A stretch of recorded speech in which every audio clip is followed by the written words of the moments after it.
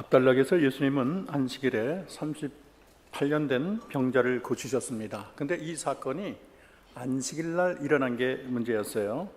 그래서 형식적인 율법만을 준수하는 유대인들이 얼마나 거세게 또 분노하고 반발을 하는지 모릅니다. 병을 고친 것도 문제지만은 우리 주님이 말하기를 내 병이 나았으니 더 심한 것이 생기지 않게 다시는 범죄하지 말라. 그렇게 그 38년 된 병자에게 말하시고 이어서 내 아버지께서 일하시니 나도 일한다. 이 말이 문제가 됐어요. 왜냐하면 하나님을 내 아버지라고 친아버지로 동격으로 여긴다고 생각을 했죠. 그래서 18절을 보면 이는 안식일을 범할 뿐 아니라 하나님을 자기 친아버지라 하여 자기를 하나님과 동등으로 삼으심이라. 결국은 이러한 하나님과 같아지려는 신성 모독이다. 이거는 말도 안 된다. 아주 교만으로 여겨서 안식인 규례를 위반하는 정도가 아니고 안식일 자체를 파괴하고 묵살하는 것으로 볼 뿐만 아니라 신성 모독까지 결국에는 이 사건이 이해가 돼서 결국은 예수를 죽이려는 결정적인 사건으로 몰고 가게 됩니다. 하지만 AD 5세기에 그리스도의 신성을 부인하는 아리스주의에 대항해서 아타나시우스는 바로 이 구절을 인용을 해서 성자는 신성에 있어서 아버지와 동등하시다라는 교리를 확립하게 되었습니다. 오늘 우리가 읽은 본문은 성부 하나님과 성자 하나님이 어떤 관계를 가지고 계신지, 특별히 하나님 성부와 성자가 동등한 신성을 가지고 있는 자라는 것을 여러 가지로 증거하는 본문들이 되겠습니다. 먼저 19절, 20절을 보면 하나님과 예수님 사이에는 비밀이 없다, 그렇게 말을 하고 계시고, 21절을 보면 하나님과 예수님은 죽은 자를 살리시는 부활 사역에 같이 동참하고 있다는 것을 알려주고 있습니다. 그리고 22절과 30절을 보면 하나님과 예수님은 심판 사역에서도 서로 동참을 하시고 성부 하나님은 예수님께 심판의 모든 권세를 위임하고 있는 것으로 나타나 있고, 예수님은 성부 하나님의 뜻대로 심판을 행하고 있다는 것을 밝히고 있습니다. 그리고 23절을 보면 하나님과 예수님은 모든 사람으로부터 경배를 받으신다고 말을 하고 있습니다. 결국 오늘 본문의 내용은 예수님이 성육신해서 이 땅에 오셨지만은 예수님은 보통 인간이 아니고 하나님과 본체되시는, 하나님과 동등한 분이라는 것을 우리에게 선포하고 있습니다. 우리 19절 우리 다 같이 한번 읽어볼까요? 19절을 읽어보겠습니다. 그러므로 예수께서 그들에게 이르시되 내가 진실로 진실로 너희에게 이르노니 아들이 아버지께서 하신 일을 보지 않고는 아무도 스스로 할 수 없나니 아버지께서 행하시는 그것을 아들도 그와 같이 행하느니라. 예수님은 보통 선지자 정도가 아니에요. 보통 선지자는 이런 말을 할 수가 없습니다. 왜 안식일 날 일하냐 그랬더니 아버지께서 이제까지 일하심에 나도 일한다, 이런 말을 누가 하겠어요? 또 창세전에 누린 영광을 하나님 생각해 달라고 예수님이 또 이렇게 중보자적인 기도를 하셨는데 누가 그런 말을 하겠어요? 이 19절도 하나님의 아들만이 할 수 있는 말이에요. 아버지께서 하신 일을 보지 않고는 아무것도 스스로 할 수 없나니 아버지께서 행하시는 그것을 아들도 행하느니라 말을 하고 있습니다. 이것은 예수님이 굉장히 철저한 겸양과 순종을 정말로 이 삶의 본으로 여기시는 그런 하나님의 아들이라는 것을 설명하고 있습니다. 물론 예수님은 아버지와 나는 하나라고 또 말씀하셨어요. 동등성을 동시에 주장을 하지요. 그리고 요한복음 14장 28절은 아버지는 나보다 크심이라, 그렇게 말을 하고 있습니다. 그래서 우리가 이해할 것은 성자와 이 성부와 성자는 본질에 있어서는 굉장히 동일한 분이시지만 사역과 성품에 있어서 성자는 굉장히 겸손하시고 순종, 아버지의 뜻에 순종하시는 분이심을 우리가 이해할 수 있겠습니다. 20절 보겠습니다. 20절 다시 읽어볼까요? 아버지께서 아들을 사랑하사 자기가 행하시는 것을 다 아들에게 보이시고 또 그보다 더 큰 일을 보이사 너희로 놀랍게 여기게 하시리라. 여기 앞에 왜냐하면이라는 말이 생략되어 있어요. 동등한 이유를 밝히는 그런 글로 이해할 수 있습니다. 아버지께서 아들을 사랑하기 때문에 모든 것을 다 보이셨다는 거예요. 그리고 더 큰 일을 보이사 놀랍게 하겠다고 말을 하고 있습니다. 참 특이한 거는 보통 이 성부와 성자의 사랑을 얘기할 때는 필레오를 사용합니다. 하나님의 그 신적인 사랑을 나타낼 때, 희생적 신적인 사랑할 때 우리 아가페를 보통 사용을 하죠. 신적인 사랑을 얘기할 때는 아가파를 하는데 여기서는 혈연의 사랑을 나타내는 필레오를 사용하고 있어요. 이게 좀 특별한 점이라고 할 수 있습니다. 그러나 요한은 이 아가페와 필레오를 섞어서 사용하는 점도 우리가 이해해야 되겠습니다. 여기 그보다 더 큰 일이라 그랬는데 이거는 38년 된 병자를 고친 것보다 더 큰 일을 하나님이 행한다는 거예요. 38년 된 병자를 고치었으니 그런 일이 눈 뜨고 평생 볼 수 없는 일이잖아요. 다 놀랐는데 이거보다 더 큰 일을 하나님이 하게 되겠다. 이것은 인간에 대한 영원한 구원의 섭리를 하나님께서 말하고 있는 것으로 이해할 수 있습니다. 그보다 더 큰 일을 보이사 그랬는데 그리스도가 이 땅에 오신 목적이 인간의 영원 구원이라는 더 큰 일을 향해서 우리 주님은 전진하고 있음을 알려주고 있습니다. 21절 우리 다 같이 보겠습니다. 아버지께서 죽은 자를 일으켜 살리신 같이 아들도 자기가 원하는 자를 살리시느니라. 여러분, 하나님이 하시는 참 독보적인 일은 죽은 자를 살리는 일이에요. 근데 이게 꼭 신약에만 있는 게 아니고 구약에도 보면 하나님이 인간을 살리는 일이 종종 나타났습니다. 신명기 32장 39절은 이렇게 되어 있어요. 이제는 나 곧 내가 그인 줄 알라. 나 외에는 신이 없도다. 나는 죽이기도 하고 살리기도 한다. 또 상하게도 하고 낫게도 한다. 내 손에서 능히 빼앗을 자가 없다 그랬어요.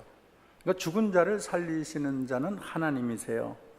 실제로 왕상 17장 17절 24절 보면 엘리야가 사르밧 과부의 아들을 살리는데 그것은 엘리야의 자기 스스로의 독보적인 능력이기보다는 하나님의 능력을 덧입어서 엘리야가 하나님의 능력을 힘입어 살린 것으로 이해할 수 있습니다.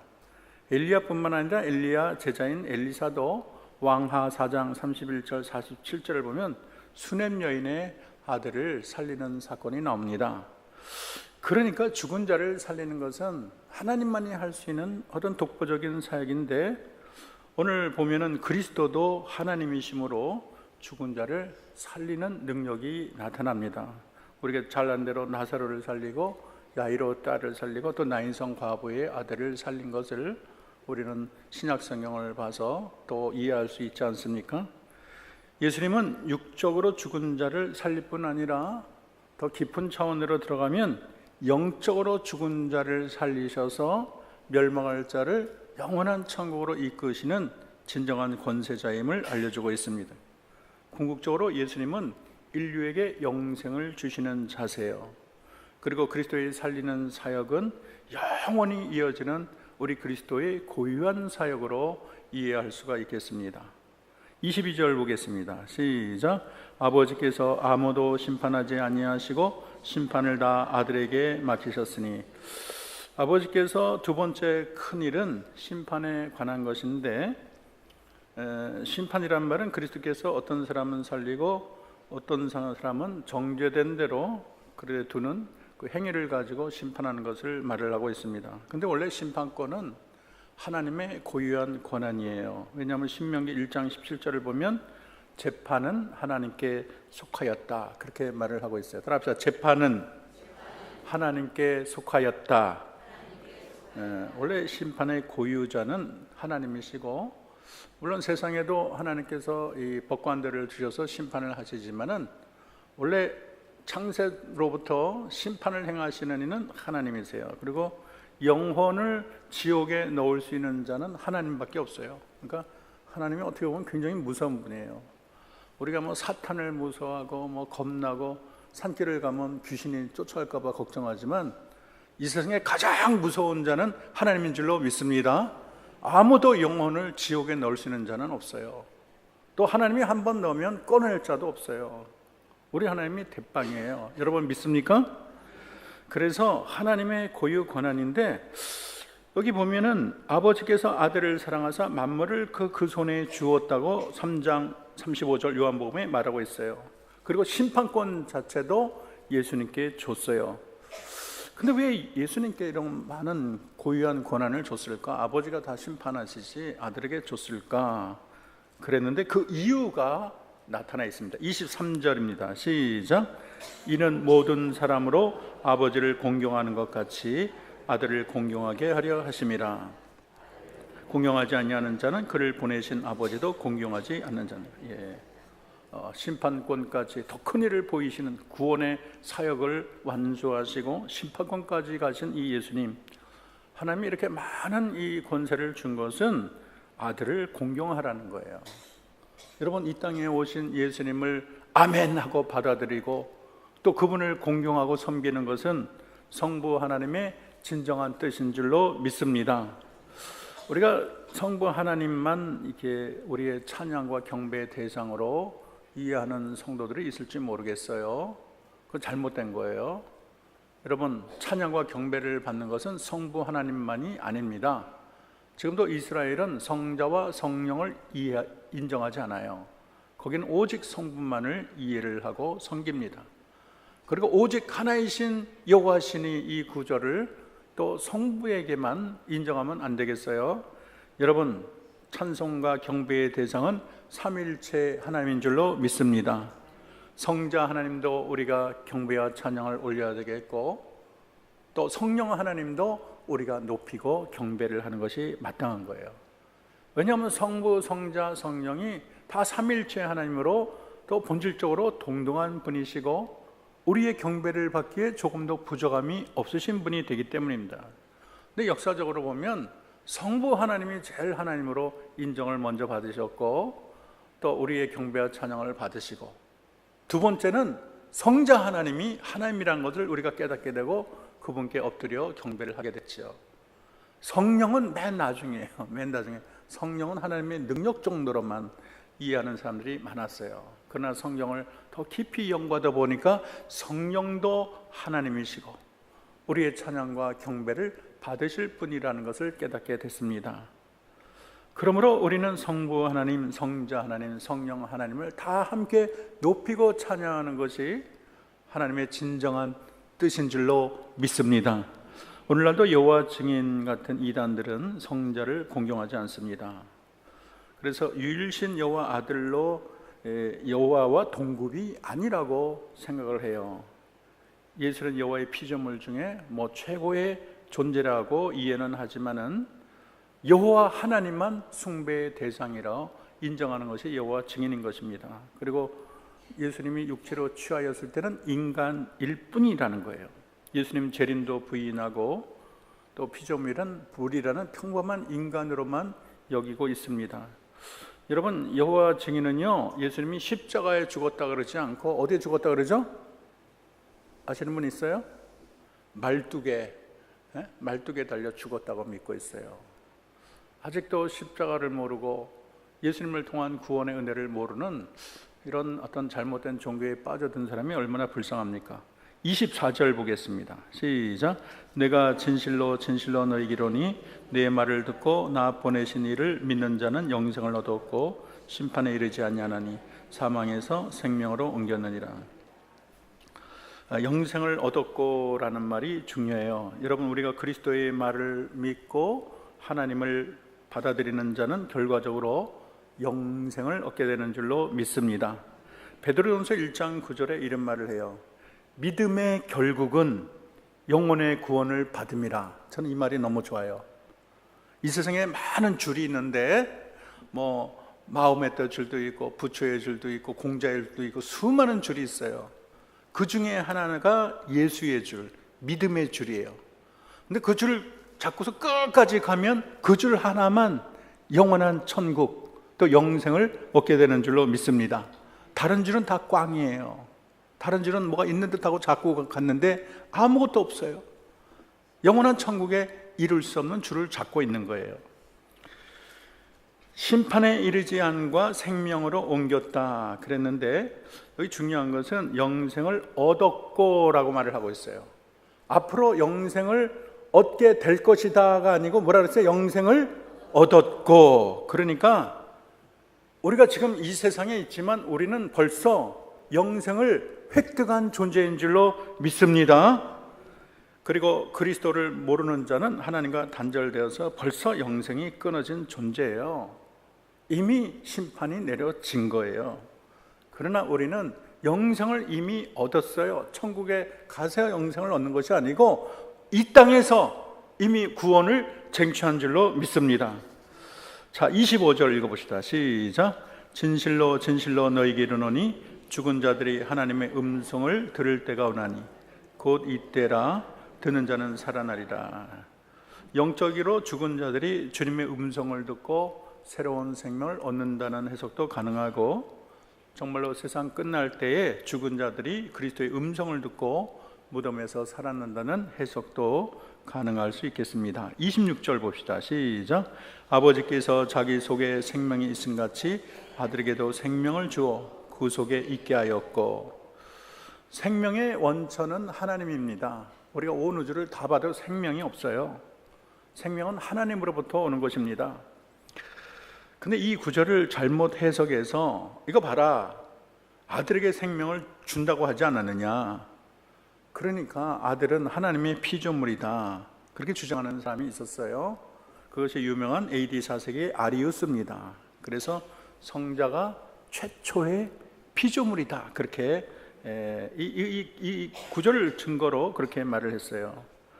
아리우스는 예수님은 이 세상에 아니 계신 적이 있었다, 그렇게 하는 거예요. 그리고 예수님을 어떤 창조의 도구로만 여기고 있습니다.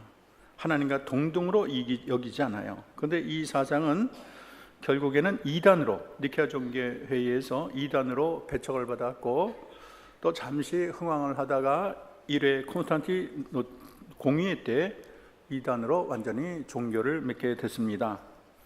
여러분, 예수님이 생명이 없다가 생명을 받은 것이 아니고 예수님은 하나님으로 스스로 자존하신 하나님인 줄로 믿습니다.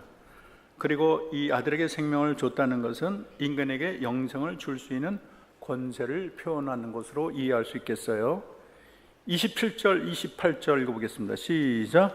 또 인자됨으로 말미암아 심판하는 권한을 주셨느니라. 이를 놀랍게 여기지 말라. 무덤 속에 있는 자가 다 그의 음성을 들을 때가 오나니. 그랬어요.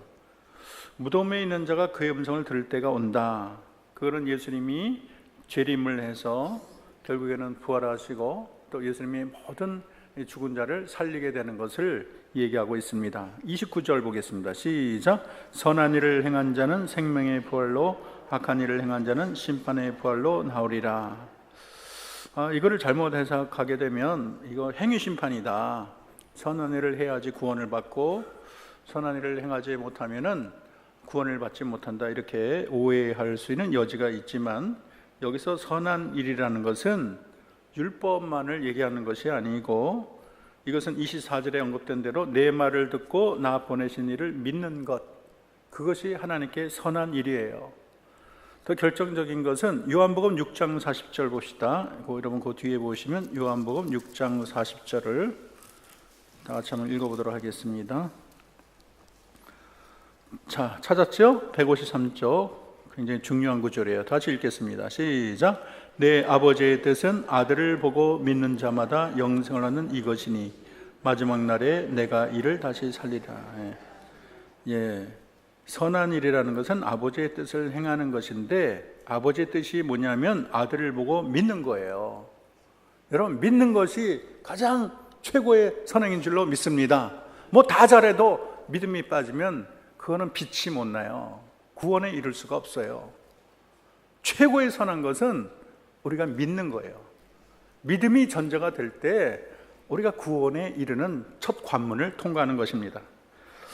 그러므로 여러분, 하나님께서는 믿음이 영벌과 영생의 최종의 기준이라는 것을 우리는 마음에 꼭 잊어서는 안 되겠습니다. 오늘 우리는 하나님의 심판에 대해서 약간 신학적으로 간략히 살펴보는 시간을 갖겠습니다. 먼저 하나님의 심판은 무엇인가? 심판의 의미를 간단히 살펴보겠습니다. 하나님의 심판은 인간뿐 아니라 천사도 대상으로 해요. 천사들도 심판을 받습니다. 또 피조물에 대한 창조주의 최후의 평가 총결산으로 볼 수가 있습니다. 하나님은 공의에 따라서 세상을 심판하십니다. 또 두 번째, 심판이 있다는 걸 어떻게 알 수 있겠나? 우리가 자연을 보면 알 수가 있어요. 우리 예수님이 비유를 많이 들었는데, 농사를 짓게 되면 쭉정이는 어디다 던진다 그랬죠?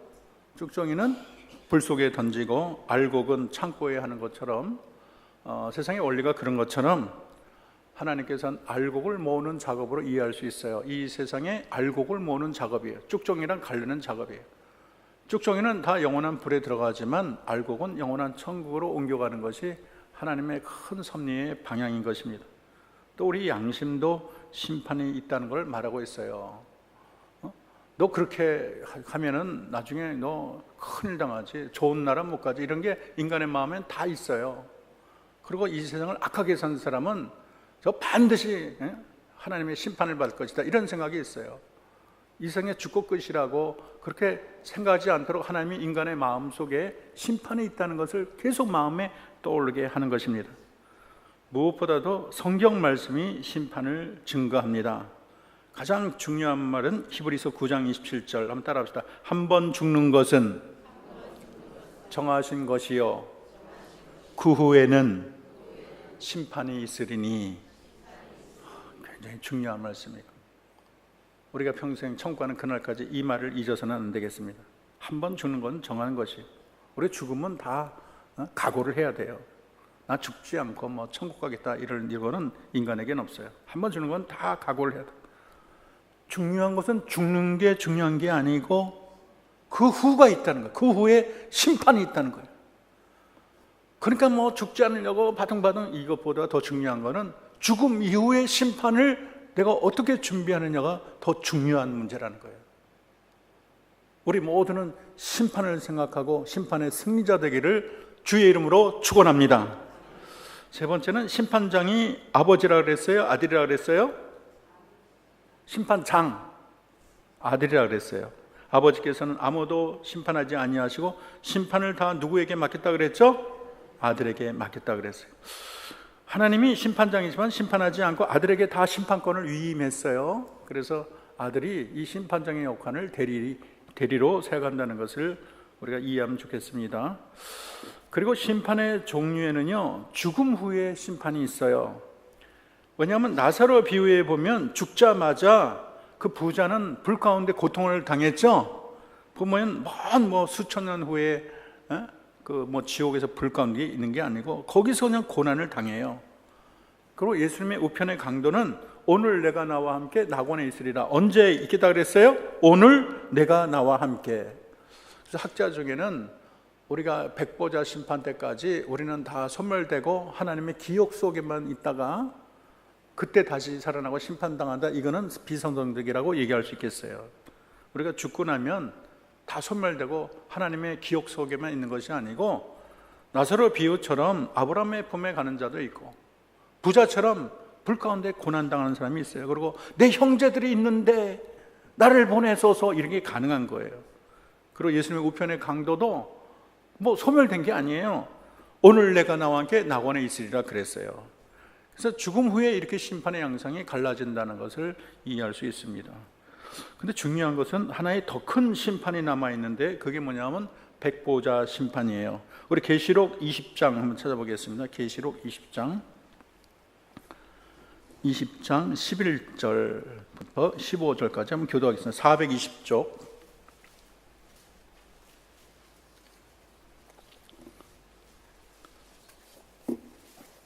420쪽 찾았나요?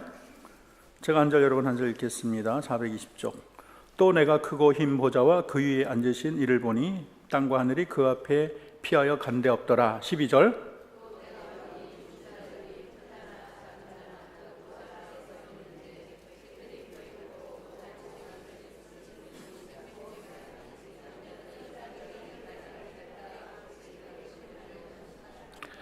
바다가 그 가운데 죽은 자들을 내주고 사망과 음부도 그 가운데서 죽은 자들을 내주매 각 사람이 자기의 행위대로 심판을 받고 15절 다시 읽겠습니다. 시작. 누구든지 생명책에 기록되지 못한 자는 불못에 던지더라. 그렇게 말을 했어요. 그 구절을 계속 펴놓고 우리가 보겠습니다. 심판의 기준이 무엇인가? 심판의 기준은 첫째는 믿음입니다. 요한복음 3장 18절 저를 믿는 자는 심판을 받지 아니하는 것이요 믿지 아니하는 자는 하나님의 독생자 이름을 믿지 아니함으로 벌써 심판을 받았다 그랬어요. 그러니까 믿느냐 믿지 않느냐가 큰 심판의 기준이 되는 겁니다. 더 깊이 말하면 믿는 자만이 생명록에 이름이 기록돼요. 믿습니까? 따라합시다. 믿는 자만이 생명록에 기록된다. 근데 또 하나는 행위로 행한 대로 갚겠다는 말이 있어요. 인자가 아버지의 영광으로 천사 올 때 각 사람의 행한 대로 갚아주겠다 이런 말이 있어요. 그러니까 믿음으로는 일단은 생명록에 기록되느냐가 결정되는 것이고, 행위로 이제 심판을 한다는 얘기는 이제 이 죽은 사람들을 구원 생명록에 기록되지 않은 사람들을 심판할 때 그 사람의 행위를 보고 그들의 모든 처벌이 정해진 것으로 이해할 수가 있습니다. 어떤 사람은 이렇게 말을 하고 있어요. 이분이 글을 올렸길래 내가 한번 읽어드릴게요. 성경에 면면이 흐르는 핵심적인 심판의 원리가 행위 심판입니다. 행위 심판은 무시하는 것은 위험을 초래합니다. 우리는 행위 심판을 가르치고 알려야 합니다. 믿기만 하면 천국에 간다는 것은 잘못된 것입니다. 육체를 따라 행하면 지옥에 갑니다. 믿는 자도 결코 행위 심판을 면할 수 없습니다. 오늘날 거짓 복음은 면죄부와 같습니다. 그래서 종교개혁이 일어나야 합니다. 왜곡된 칭의론과 복음을 팔아먹고 있는 한국교회를 개혁하는 것은 진리로만 됩니다. 진리가 회복되면 교회가 바뀔 것입니다. 한국교회의 희망은 오직 개혁뿐입니다. 지금 이 말은 행위 심판 하나만 존재한다고 믿고 믿음만 갖고 구원하는 건 이건 다 사기라는 거예요. 우리가 잘못 이해하면 이런 데 빠지게 되는 거예요. 이거는 예수 그리스도를 통한 구원을 완전히 거부하는 그 사탄의 생각과 똑같은 겁니다. 우리가 혼동하면 안 되겠어요? 따라합시다. 믿는 자는 생명록에 기록된다. 믿는 자는 죄사함을 받고 영생을 얻는 것이 성경의 큰 구원의 원리예요. 이걸 흔들어서는 안 돼요. 그러나 행위 심판은 있어요. 행위 심판이 있다는 것은 고린도후서 5장 10절 이는 우리가 다 반드시 그리스도 심판대 앞에 드러나 선악간의 그 몸을 행한 것으로 따라 받으려 함이라 그랬어요. 그러니까 믿고 천국 가는 사람도 여러분의 행위에 따라 상급이 주어지는 것으로 이해할 수 있고, 또 믿음을 잃고 생명록에 기록되지 않은 자는 다 불못에 떨어져요. 여러분 보시죠. 아까 펴놓은 거 보세요. 펴놓은 거 봅시다. 420쪽에 보면, 자 420쪽에 12절에 보면 뭐를 따라 심판을 한다 그랬어요? 12절에 자기 행위를 따라 책들에 기록된 대로 심판을 받으리라 그랬죠? 행위를 따라 심판한다 그랬고, 그런데 진정 이 사람이 구원을 얻는지 못 얻는지는 뭐가 결정하나요? 15절 시작. 누구든지 생명책에 기록되지 못한 자는 불못에 던져지니라 그랬어요. 그 생명록에 기록되려면 믿음을 가져야 되는 건데, 믿음을 가진 자는 정죄의 심판에 이르지 않아요. 믿음을 가진 자는 정죄를 해서 또 죄값을 어느 정도 정하는 처벌은 안 받는다는 거예요. 그러나 우리가 구원받는 자도 그 행한 대로 하나님이 상급을 주시고, 그리고 구원받지 못하는 자는 구원받지 못하는 게 그 행위를 따라 구원을 못 받는 것이고, 그 행한 대로 하나님이 심판에 그런 처벌을 더 강화하게 될 것입니다. 여러분 거기 혼동하지 않고 이것처럼 행위 심판인데 무슨 믿음으로 구원받는 거냐 이렇게 충돌을 해서 믿음을 헌신학처럼 던져버리고 행위로만 모든 게 결정된다, 이것이 종교개혁이다 하는 그런 잘못된 사상에 놀아나면 안 되겠습니다. 그리고 심판의 성격은 따라합시다. 참되고 의롭다. 계시록 19장 2절 보면 그의 심판은 참되고 의로우니라 말을 하고 있어요. 뭐 세상의 법정은 오판하는 경우가 있어요. 옛날에 청문회 하는 거 봤더니 기억이 안 납니다, 모릅니다 그러면 어떻게 뭐 증거를 댈 수가 없고, 참 답답한 경우가 많죠. 어떤 경우는 사형을 했는데 알고 봤더니 무죄야, 잘못이 아닌데 엉뚱한 사람 사형 처리하는 경우도 있어요. 세상에는 그렇게 오판을 하지만 하나님 나라의 심판은 오판이 없어요. 왜냐하면 하나님이 다 기록을 하세요. 그리고 자기가 자기 죄를 다 얘기를 해요. 내가 누구의 돈을 이렇게 취했으면 그 돈이 막 소리를 질러요. 이 사람이 이 돈을 그렇게 사취했어요, 그렇게 한다는 거야. 그래서 거짓말이 있을 수가 없어요. 모든 행위가 하나님이 다 기록하기 때문에요. 하나님의 심판은 참되고 의로운 줄로 믿습니다. 하나님이 혹시 동명이인으로 내 이름을 신정우가 두 사람이라 빼먹으면 어떨까, 그런 거 걱정하지 마세요. 하나님에게는 전혀 실수가 없는 줄로 믿습니다. 옛날 뭐 지존파 중에 이름 봤더니 신정우가 있는 거야. 할머니도 신정우가 있고, 신정우 이름 갖고 하나님이 잘못하면 곤란한데 이런 생각했는데 걱정하지 마세요. 하나님은 틀림이 없는 줄로 믿습니다. 그리고 최후 심판의 결과는 중간지대가 없어요.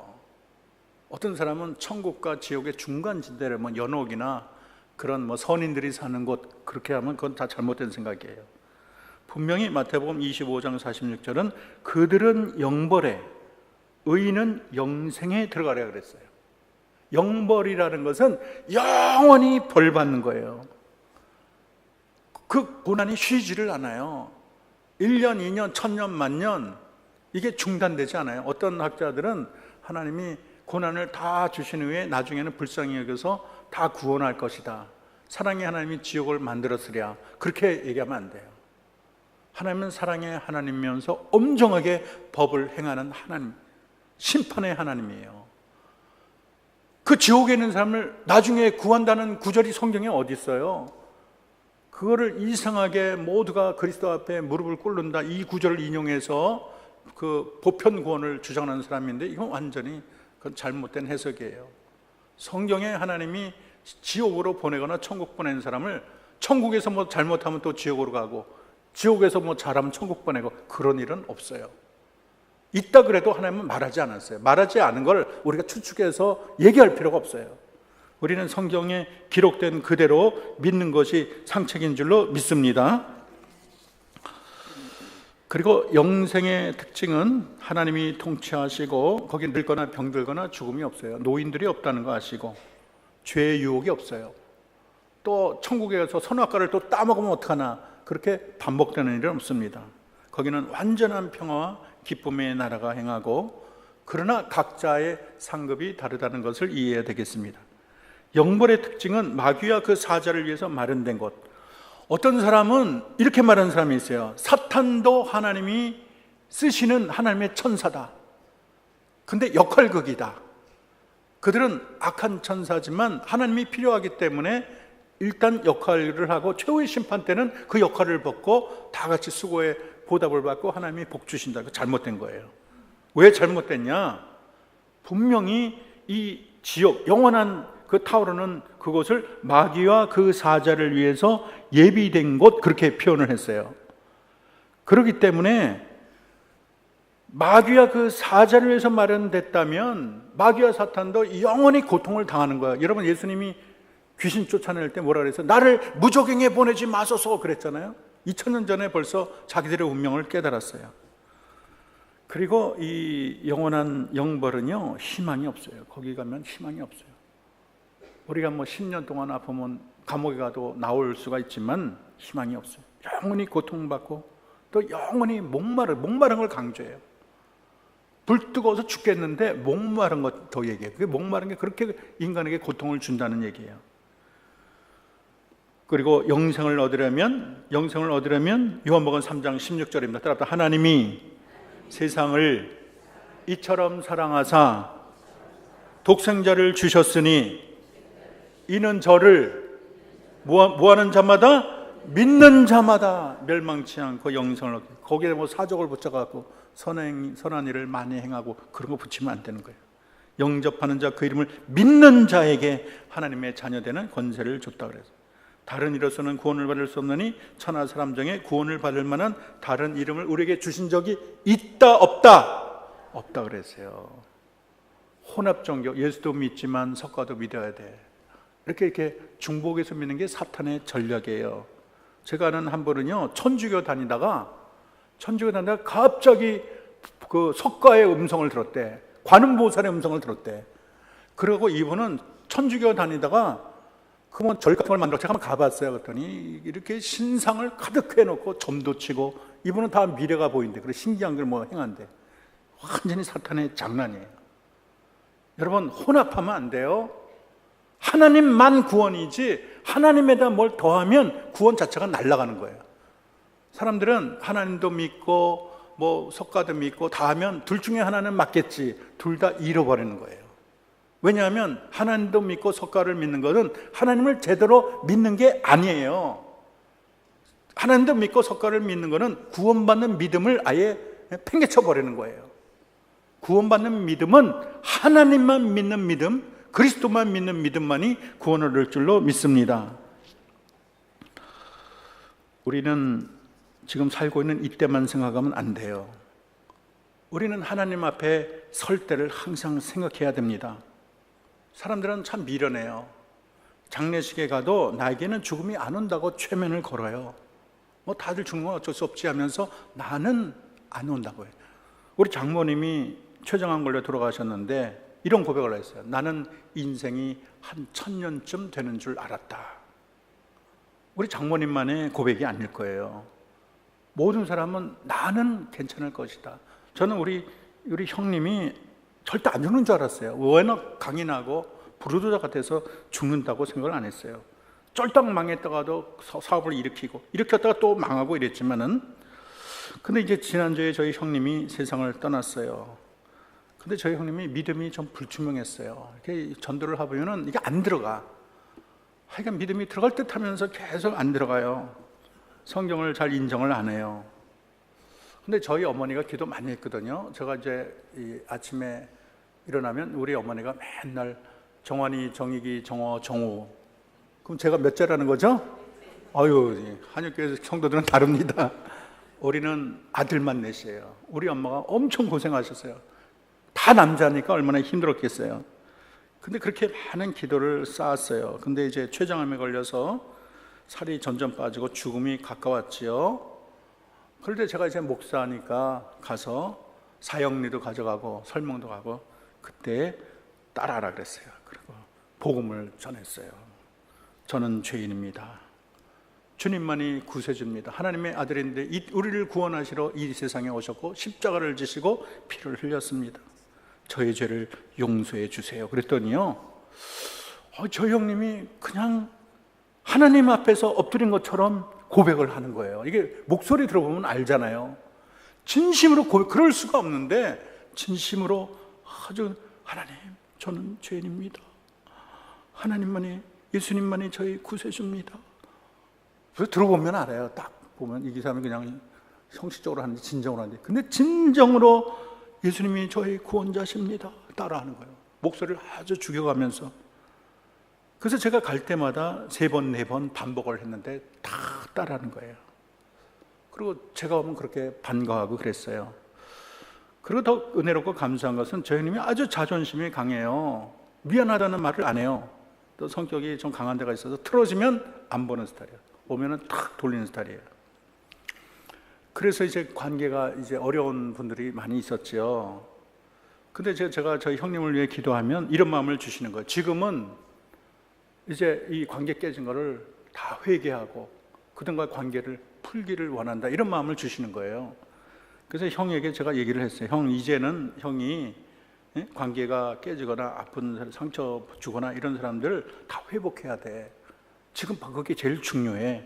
일단 복음을 제가 전했고, 제가 갈 때마다 전했어요. 근데 어떤 집사님이 자기도 기도 중에 하나님께서 이 관계 회복을 하라는 그런 메시지를 받고 계속 그분도 얘기하고 나도 얘기하고 주변의 사람이 다 얘기했어요. 그랬더니 저희 형님이 돌아가시기 얼마 전에 이제 사람들이 가도 되나요? 그러면 전에는 오지 말라고, 보기 싫다고, 오면은 거기 탁 돌렸는데 오시라고. 그러면서 오니까 중얼중얼해서 뭐라 그랬냐 그랬더니 죄송합니다, 감사합니다 그랬단 말이에요. 그 형수랑도 좀 관계가 좀 안 좋은 면이 있었어요. 근데 나중에는 하트를 그려놓고 여보 고마웠어요, 여보 사랑해. 그래서 모든 관계가 완전히 그냥 얼마나 행복하고 복되고, 그 관계를 마치니까 갑자기 주무시다가 돌아가신 거예요. 여러분, 이 세상에 우리는 오래 사는 게 아니에요. 우리는 잠깐 있다가 갑니다. 제가 결혼할 때는 저희 부모님도 계시고 저희 안에 부모님 다 계셨어요. 지금은 다 돌아가셨어요. 우리 사촌도 보면 형들 뭐 동생 다 돌아갔어요. 이제는 우리들 차례더라고요. 제가 분명히 이 중에 20, 30년 되면 절반도 없을 거예요. 20, 30년 지나면 뭐 몇 명 남겠어요? 20, 30년? 그리고 제가 살아봤더니 내가 지금 50이 넘었다는 게 나는 아직도 이해가 안 가요. 내가 분명히 30살 때 얼마나 열심히 살았는데 지금 50이 넘었나? 이런 생각이 들어요. 여러분, 인생 잠깐입니다. 우리가 하나님 앞에 선다는 것을 생각하시고 우리 주님의 보혈의 은총에 영원히 감사하면서 하나님을 붙들고 심판을 이기고 승리하시고 심판날 잘했다 칭찬받는 저와 여러분 되기를 주의 이름으로 축원합니다. 기도합시다.